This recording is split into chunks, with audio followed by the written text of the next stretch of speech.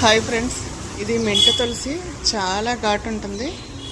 Health కూడా చాలా మంచిది. ఇది రావులపాలెం దగ్గర కడియంలో తీసుకున్నాను.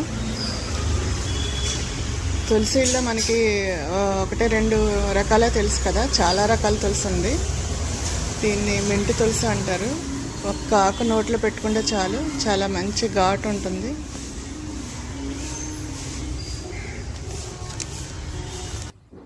ఇది ఇంకో రకం తులసి మొక్క, కర్పూరం తులసి. కర్పూరం అంటే ఆకు తింటుంటే కర్పూరం వాసన వస్తుంది. టేస్ట్ కూడా కొంచెం ఇంచుమించు అలాగే ఉంటుంది.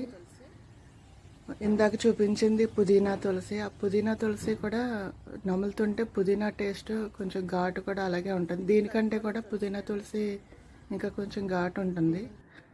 మనకి తెలియని చాలా తులసి మొక్కలు ఉన్నాయి. నేను తీసుకున్నది 4 రకాలు మాత్రమే.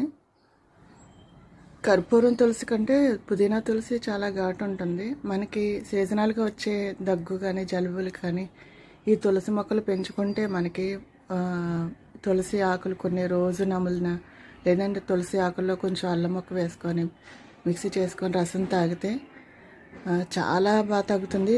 మా పిల్లలకి చిన్నప్పుడు కొన్ని తులసాకులు కొంచెం అల్లం ముక్క వేసి మిక్సీ చేసి అందులో కొంచెం తేనె వేసి ఇచ్చేదాన్ని. ఉదయం మధ్యాహ్నం సాయంకాలం ఇచ్చేదాన్ని. అలా 3 రోజులు ఇచ్చేదాన్ని. చాలా బాగా తగ్గేది పిల్లలకి దగ్గు. కానీ అరకు బాటిల్, సిరప్ బాటిల్ ఎన్ని బాటిల్ వాడినా తగ్గేది కాదు. ఇది చాలా బాగా పనిచేస్తుంది. అప్పట్లో వేరే తులసి వాడేదాన్ని. ఈ మెంటు తులసి ఇప్పుడు మనకి లభిస్తుంది కాబట్టి ఈ మెంటు తులసి ప్రతి ఒక్కరు పెంచుకొని ఇలా రసం కానీ లేదంటే ఆకులు తిన్నా కానీ మనకి పిల్లలకి చాలా మంచిది. ప్రతి ఇళ్లలో కూడా ఈ మొక్క పెంచుకుంటే చాలా బాగుంటుంది. ప్రతి నర్సరీలో కూడా ఈ మెంటు తులసి, లవంగ తులసి, కర్పూర తులసి లభిస్తుంది.